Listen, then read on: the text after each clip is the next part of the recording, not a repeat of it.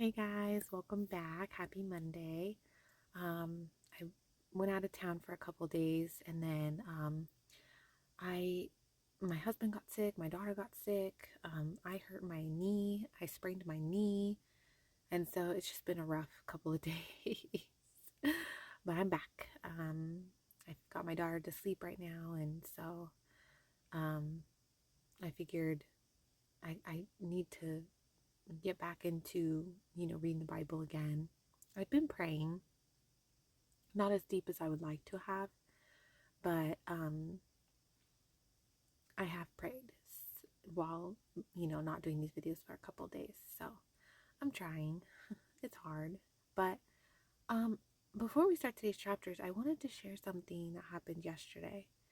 So I was in a lot of pain from my knee, and I kept praying about it, and God told me um, to go to church yesterday and to come to the altar and he will heal me. And I've seen videos of like people being healed of things that seems impossible. And I'd be lying if I didn't say I have a hard time believing it.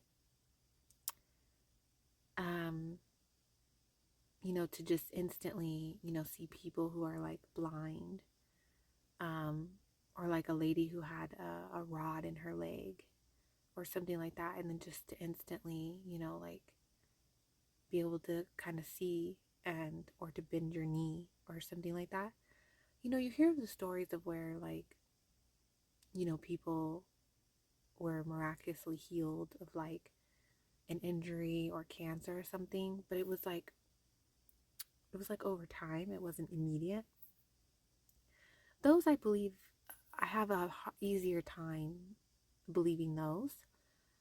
So I'm at church and I so desperately want my knee to be healed because it's painful and it is really hard to get around like the house and do things. Luckily, my husband is here because he got laid off last week. So I thanked God about that. I was like, that's kind of crazy. So he's been helping a lot. And but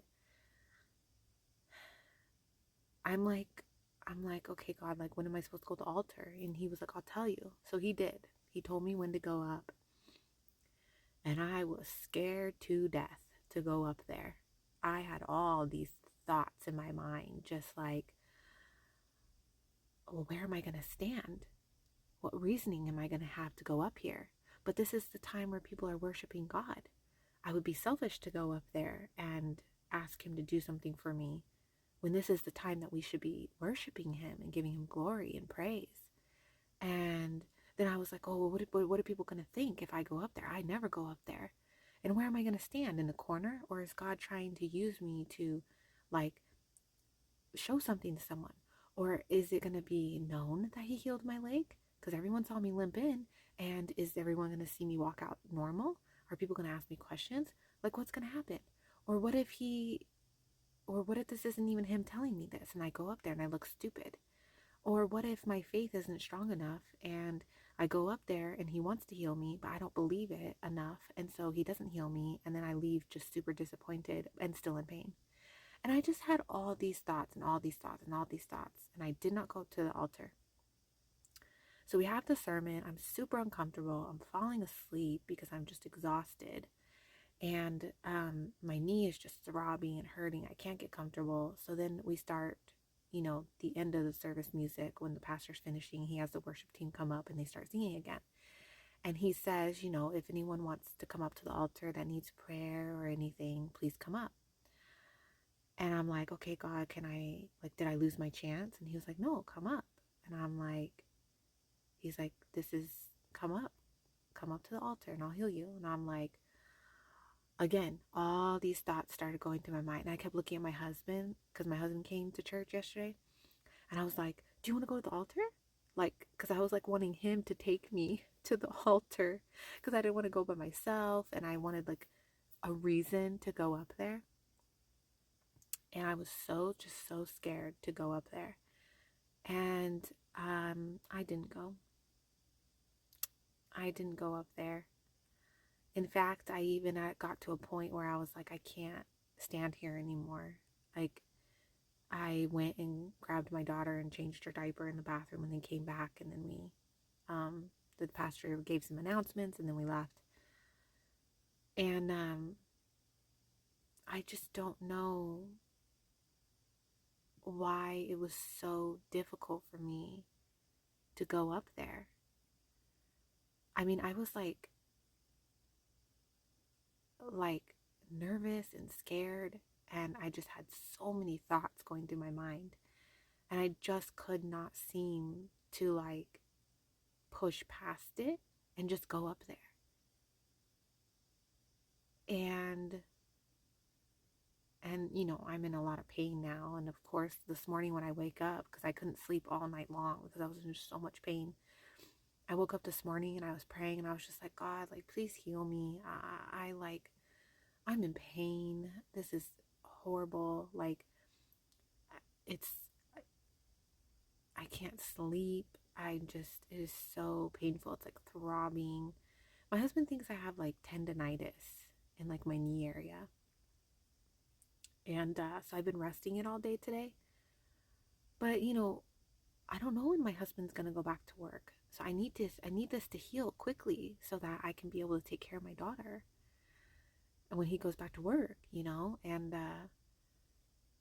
I just feel so like I don't understand why it was so difficult for me to just go up to the freaking altar and just try, you know?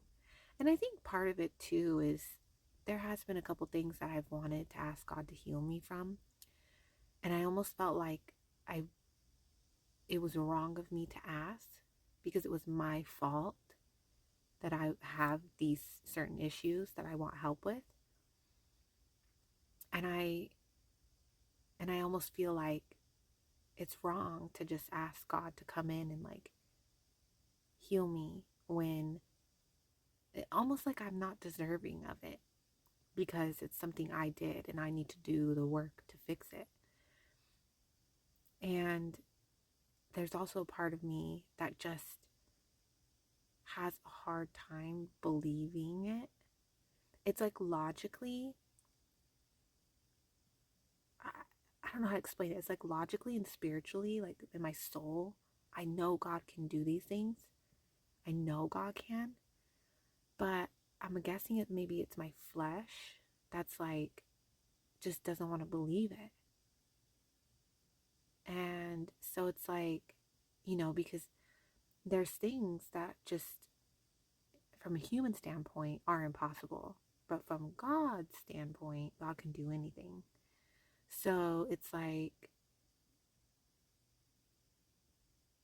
I don't know if this is something I can push past or if it'll be just time or if someone, I even asked God this morning, I'm going to be super honest right now. I asked God this morning, I go, look, if my faith is not strong enough to heal my knee quickly, bring someone else who has a stronger faith in you to pray over my knee, because I'm just like, it's just so painful and it's so uncomfortable, and it's just like, I'm just I,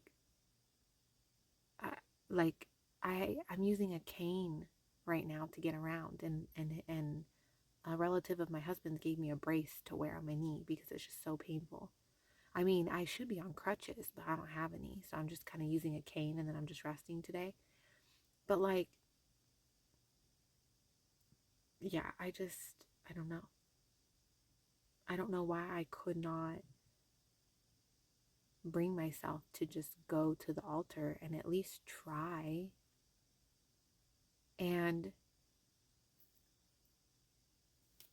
part of me was like, oh, well, maybe this isn't God telling me this. Maybe this is like the enemy tricking me and trying to like make me look stupid or something. I feel like it was God though telling me this. And so, I mean, we'll never know, right? I didn't go to the altar, so I don't know. I don't know, guys. Don't know. Well, let's get into today's chapters. If there's any newcomers, welcome. I've been reading the Bible and getting to know God for about a year now through prayer and reading the Bible. It's almost a year since I've been going to church every Sunday, pretty much. I've missed a few days, here and there throughout the year because of like sickness and going out of town and stuff. But for the most part, I've gone to church every Sunday for the whole past year. So, yay. Um, but I highly, highly recommend if you clicked on my video and you're watching it now or in the future or whenever, give God a chance. If you're on the fence, if you're not sure, if you're kind of like curious about the Bible or curious about God, the worst thing that can happen is you lose a little bit of your time. Meaning, pray for 5 minutes a day, read a couple chapters of the Bible a day, 5-10 minutes. Give that a chance for a while and truly, truly just be vulnerable with God, pray and seek Him with all your heart and be genuine. And if God knows your heart, God knows your heart. So He knows. And if you are genuinely, truly seeking Him, you will find Him. But be patient. And because I don't know what God's plans are for you, and I don't know how He will come to you. So, you just need to be patient and just try and be genuine and vulnerable. And because let me tell you, when I started being super vulnerable and deep in my prayers, that changed a lot. That changed a lot. I started to get to know God much deeper and stronger because it wasn't just surface level stuff like, oh, keep us safe, oh, help me with reading the Bible. Like it became like, no, God, why did you do this? Why did I have to go through this? Why am I going through this? Help me see my blessings. Help me, like it became deeper and I'm starting to get to know God deeper.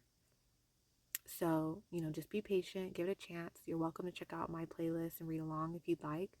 I've just been honestly just sharing what it's really been like day to day, and just being super honest. And yeah, so just so you know though, on my playlist, day 1 and 2 are the only days without the recording of the chapters. All the rest of the days have them. So day 1 and 2, you'll need to look it up yourself. And if you want to read the Bible, but you don't have money or you don't want to pay for a Bible, there are free Bible apps that you can download.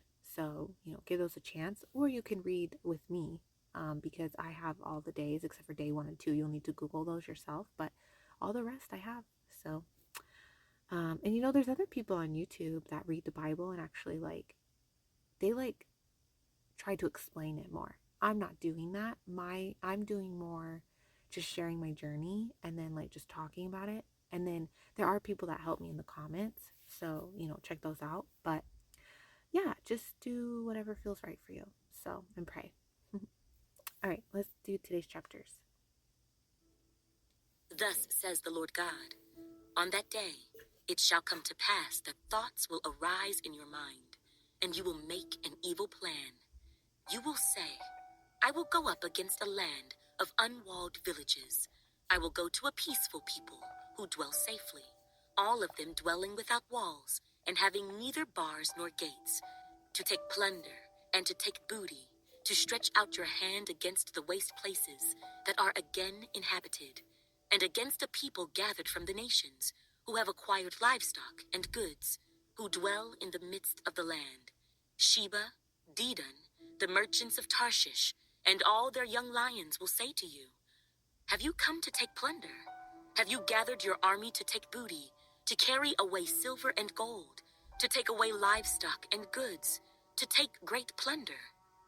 Therefore, Son of Man, prophesy and say to Gog, thus says the Lord God, on that day, when my people Israel dwell safely, will you not know it? Then you will come from your place out of the far north, you and many peoples with you, all of them riding on horses, a great company and a mighty army. You will come up against my people Israel like a cloud, to cover the land. It will be in the latter days that I will bring you against my land, so that the nations may know me, when I am hallowed in you, O Gog, before their eyes. Thus says the Lord God. Are you he of whom I have spoken in former days by my servants the prophets of Israel, who prophesied for years in those days that I would bring you against them. And it will come to pass at the same time, when Gog comes against the land of Israel, says the Lord God, that my fury will show in my face. For in my jealousy and in the fire of my wrath I have spoken. Surely in that day there shall be a great earthquake in the land of Israel, so that the fish of the sea, the birds of the heavens, the beasts of the field, all creeping things that creep on the earth, and all men who are on the face of the earth, shall shake at my presence. The mountains shall be thrown down, the steep places shall fall, and every wall shall fall to the ground. I will call for a sword against Gog throughout all my mountains, says the Lord God. Every man's sword will be against his brother, and I will bring him to judgment with pestilence and bloodshed. I will rain down on him, on his troops, and on the many peoples who are with him, flooding rain, great hailstones, fire, and brimstone. Thus I will magnify myself and sanctify myself, and I will be known in the eyes of many nations. Then they shall know that I am the Lord. And you, son of man, prophesy against Gog and say, Thus says the Lord God, Behold, I am against you, O Gog, the prince of Rosh, Meshech, and Tubal, and I will turn you around and lead you on, bringing you up from the far north, and bring you against the mountains of Israel. Then I will knock the bow out of your left hand, and cause the arrows to fall out of your right hand. You shall fall upon the mountains of Israel, you and all your troops and the peoples who are with you. I will give you to birds of prey of every sort, and to the beasts of the field to be devoured. You shall fall on the open field, for I have spoken, says the Lord God. And I will send fire on Magog, and on those who live in security in the coastlands. Then they shall know that I am the Lord. So I will make my holy name known in the midst of my people Israel, and I will not let them profane my holy name any more. Then the nations shall know that I am the Lord, the Holy One in Israel. Surely it is coming, and it shall be done, says the Lord God. This is the day of which I have spoken. Then those who dwell in the cities of Israel will go out and set on fire and burn the weapons, both the shields and bucklers, the bows and arrows, the javelins and spears, and they will make fires with them for 7 years. They will not take wood from the field, nor cut down any from the forests, because they will make fires with the weapons, and they will plunder those who plundered them, and pillage those who pillaged them, says the Lord God. It will come to pass in that day that I will give Gog a burial place there in Israel, the valley of those who pass by east of the sea, and it will obstruct travelers, because there they will bury Gog and all his multitude. Therefore they will call it the valley of Haman Gog. For 7 months the house of Israel will be burying them, in order to cleanse the land. Indeed, all the people of the land will be burying, and they will gain renown for it on the day that I am glorified, says the Lord God. They will set apart men regularly employed with the help of a search party to pass through the land and bury those bodies remaining on the ground, in order to cleanse it. At the end of 7 months, they will make a search. The search party will pass through the land, and when anyone sees a man's bone, he shall set up a marker by it, till the buriers have buried it in the valley of Haman Gog. The name of the city will also be Hamona. Thus they shall cleanse the land. And as for you, son of man, thus says the Lord God, speak to every sort of bird, and to every beast of the field. Assemble yourselves and come. Gather together from all sides to my sacrificial meal, which I am sacrificing for you, a great sacrificial meal on the mountains of Israel, that you may eat flesh and drink blood. You shall eat the flesh of the mighty, drink the blood of the princes of the earth, of rams and lambs, of goats and bulls, all of them fatlings of Bashan. You shall eat fat till you are full, and drink blood till you are drunk at my sacrificial meal, which I am sacrificing for you. You shall be filled at my table with horses and riders, with mighty men, and with all the men of war, says the Lord God. I will set my glory among the nations. All the nations shall see my judgment which I have executed, and my hand which I have laid on them. So the house of Israel shall know that I am the Lord their God from that day forward. The Gentiles shall know that the house of Israel went into captivity for their iniquity, because they were unfaithful to me. Therefore I hid my face from them. I gave them into the hand of their enemies, and they all fell by the sword. According to their uncleanness and according to their transgressions, I have dealt with them and hidden my face from them. Therefore, thus says the Lord God, now I will bring back the captives of Jacob and have mercy on the whole house of Israel, and I will be jealous for my holy name, after they have borne their shame and all their unfaithfulness in which they were unfaithful to me, when they dwelt safely in their own land, and no one made them afraid.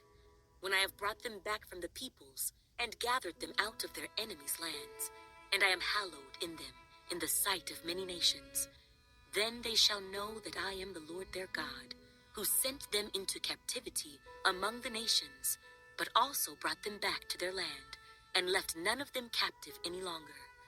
And I will not hide my face from them any more, for I shall have poured out my spirit on the house of Israel, says the Lord God. In the 25th year of our captivity, at the beginning of the year, on the 10th day of the month, in the 14th year after the city was captured, on the very same day, the hand of the Lord was upon me, and he took me there. In the visions of God, he took me into the land of Israel, and set me on a very high mountain.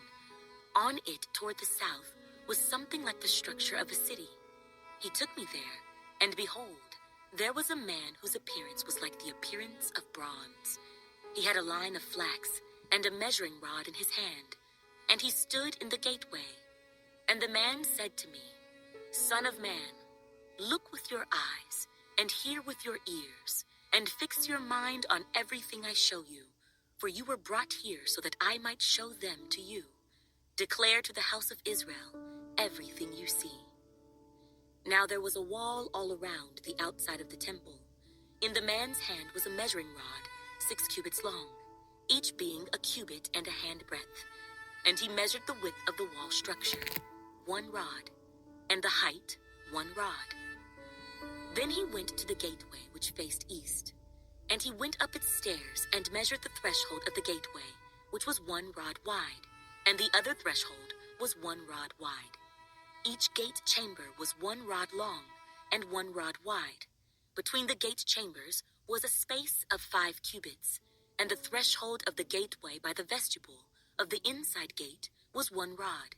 He also measured the vestibule of the inside gate, 1 rod. Then he measured the vestibule of the gateway, 8 cubits, and the gate posts, 2 cubits. The vestibule of the gate was on the inside. In the eastern gateway were 3 gate chambers on one side and 3 on the other. The 3 were all the same size. Also the gate posts were of the same size on this side and that side. He measured the width of the entrance to the gateway, 10 cubits, and the length of the gate, 13 cubits. There was a space in front of the gate chambers, 1 cubit on this side and 1 cubit on that side. The gate chambers were 6 cubits on this side and 6 cubits on that side. Then he measured the gateway from the roof of one gate chamber to the roof of the other. The width was 25 cubits, as door faces door. He measured the gate posts, 60 cubits high, and the court all around the gateway extended to the gate post. From the front of the entrance gate to the front of the vestibule of the inner gate was 50 cubits. There were beveled window frames in the gate chambers and in their intervening archways on the inside of the gateway all around, and likewise in the vestibules. There were windows all around on the inside, and on each gate post were palm trees. Then he brought me into the outer court, and there were chambers and a pavement made all around the court. 30 chambers faced the pavement. The pavement was by the side of the gateways, corresponding to the length of the gateways. This was the lower pavement. Then he measured the width from the front of the lower gateway to the front of the inner court exterior, 100 cubits toward the east and the north. On the outer court was also a gateway facing north, and he measured its length and its width. Its gate chambers, 3 on this side and 3 on that side, its gate posts and its archways, had the same measurements as the first gate. Its length was 50 cubits, and its width 25 cubits. Its windows and those of its archways, and also its palm trees, had the same measurements as the gateway facing east. It was ascended by 7 steps, and its archway was in front of it. A gate of the inner court was opposite the northern gateway, just as the eastern gateway, and he measured from gateway to gateway 100 cubits. After that, he brought me toward the south, and there a gateway was facing south, and he measured its gateposts and archways according to these same measurements. There were windows in it, and in its archways all around like those windows. Its length was 50 cubits, and its width 25 cubits. 7 steps led up to it, and its archway was in front of them, and it had palm trees on its gateposts, 1 on this side and 1 on that side. There was also a gateway on the inner court, facing south, and he measured from gateway to gateway toward the south, 100 cubits. Then he brought me to the inner court through the southern gateway. He measured the southern gateway according to these same measurements. Also its gate chambers, its gate posts, and its archways were according to these same measurements. There were windows in it, and in its archways all around. It was 50 cubits long and 25 cubits wide. There were archways all around, 25 cubits long and 5 cubits wide. Its archways faced the outer court. Palm trees were on its gateposts, and going up to it were 8 steps. And he brought me into the inner court facing east. He measured the gateway according to these same measurements. Also its gate chambers, its gate posts, and its archways were according to these same measurements. And there were windows in it, and in its archways all around. It was 50 cubits long and 25 cubits wide. Its archways faced the outer court, and palm trees were on its gateposts on this side and on that side, and going up to it were 8 steps. Then he brought me to the north gateway, and measured it according to these same measurements. Also its gate chambers, its gate posts, and its archways. It had windows all around. Its length was 50 cubits, and its width 25 cubits. Its gateposts faced the outer court. Palm trees were on its gateposts on this side and on that side, and going up to it were 8 steps. There was a chamber and its entrance by the gateposts of the gateway, where they washed the burnt offering. In the vestibule of the gateway were 2 tables on this side and 2 tables on that side, on which to slay the burnt offering, the sin offering, and the trespass offering. At the outer side of the vestibule, as one goes up to the entrance of the northern gateway, were 2 tables, and on the other side of the vestibule of the gateway were 2 tables. 4 tables were on this side, and 4 tables on that side. By the side of the gateway, 8 tables on which they slaughtered the sacrifices. There were also 4 tables of hewn stone for the burnt offering, 1 cubit and a half long, 1 cubit and a half wide, and 1 cubit high. On these they laid the instruments with which they slaughtered the burnt offering and the sacrifice. Inside were hooks, a handbreadth wide, fastened all around, and the flesh of the sacrifices was on the tables.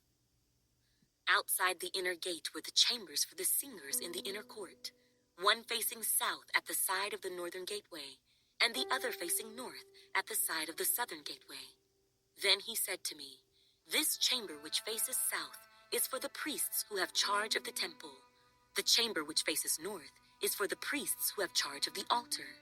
These are the sons of Zadok, from the sons of Levi, who come near the Lord to minister to him."